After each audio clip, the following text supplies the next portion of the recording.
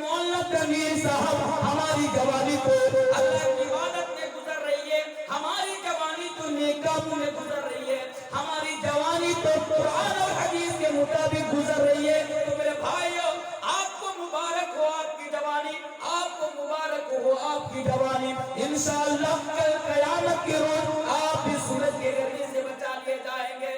لیکن اگر آپ کے دل کے اندر سے یہ آواز آئے نہیں نہیں مولانا تنویر، آج ہماری جوانی تو اللہ کی عبادت میں نہیں گزر رہی ہے، آج ہماری جوانی تو موبائل میں پب جی گیم کھیل کھیل کر گزر رہی ہے، آج ہماری جوانی تو لوڈو کھیل کھیل کر گزر رہی ہے، مولانا تنویر آج ہماری جوانی تو پیچھے چوروں پر بیٹھ کر دوستوں کی بہن بیٹی کو دیکھ دیکھ کر گزر رہی ہے، آج ہماری جوانی تو موبائل کے اندر ریلز اور فلمیں دیکھ کر گزر رہی ہے۔ تو میرے بھائیو، آپ بڑے بد نصیب ہو، آپ بڑے بد نصیب ہو، آپ بڑے بد نصیب ہو۔ کل قیامت کے دن اللہ تبارک و تعالیٰ کے عرش کے سائے تلے آپ کو جگہ نہیں ملے گی، اسی لیے ابھی بھی آپ کے پاس وقت ہے، اگر آپ چاہتے ہیں کہ سورج کی گرمی سے آپ بچا لیے جائیں، آپ اللہ سے توبہ کریں اور آج سے ہی اپنی جوانی کو نیکی کے کاموں میں گزارنا شروع کر دیں، اپنی جوانی کا مس یوز کرنا بند کر دیں۔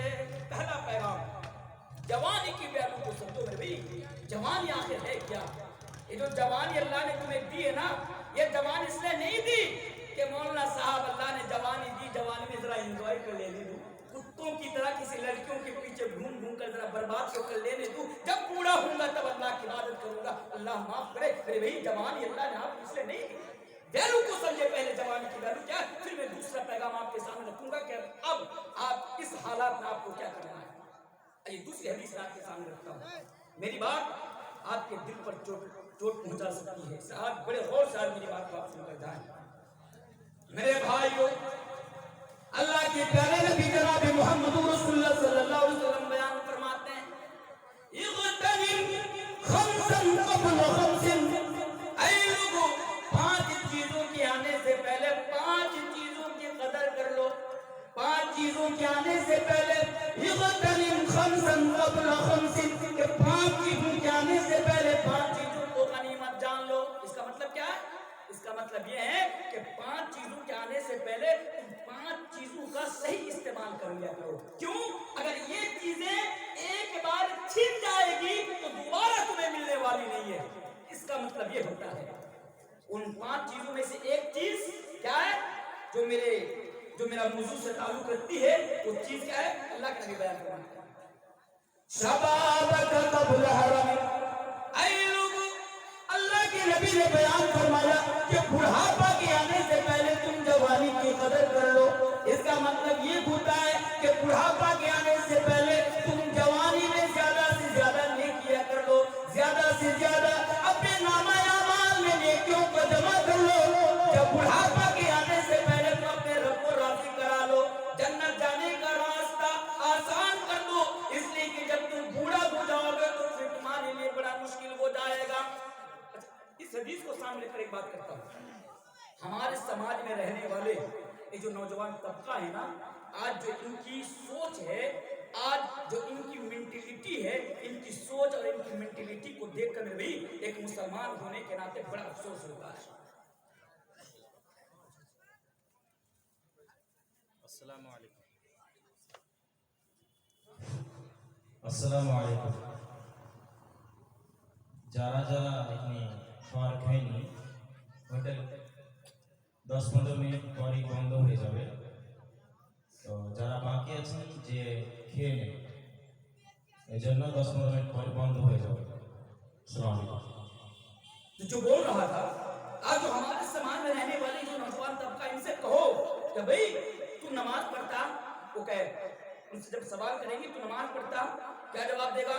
مولانا صاحب ابھی تو بھرپور جوانی ہے، ابھی نماز پڑھ کے کیا کروں گا، جب بوڑھا ہو جاؤں گا، 70 سال کا، 60 سال کا، 90 سال کا ہو جاؤں گا، تب جا کر اللہ کی عبادت کروں گا۔ ارے بھائی، آپ جو یہ سوچتے نا کہ جب آپ 70 سال کے ہو جائیں گے، 80 سال کے ہو جائیں گے، تب جا کر آپ اللہ کی عبادت کریں گے، تب جا کر آپ نماز پڑھیں گے، ایک بات یاد رکھو، جب تم بوڑھے ہو جاؤ گے، تمہارے بال پک جائیں گے، تمہاری داڑھی پک جائیں گی، تمہارے گالوں پر جھریاں آ جائیں گی، मेरे भाई तुम्हारा दिल तो चाहेगा कि तुम मस्जिद में जाकर अल्लाह की इबादत कर लो, तुम्हारा ये दिल तो चाहेगा कि तुम मस्जिद में जाकर अपने रब की खुशनुदी हासिल करके उसको राजी करा लो, लेकिन मेरे भाई आपकी जो बॉडी है ना ये आपकी इजाजत नहीं देगी, ये जो आपकी तबीयत है ना ये तबीयत आपको इस बात की इजाजत नहीं देगी कि आप ज्यादा देर तक अल्लाह तबारक व तआला की इबादत कर सके, ज्यादा नेकी का काम कर सके, ज्यादा क़याम कर सके, ज्यादा लंबे रुकू और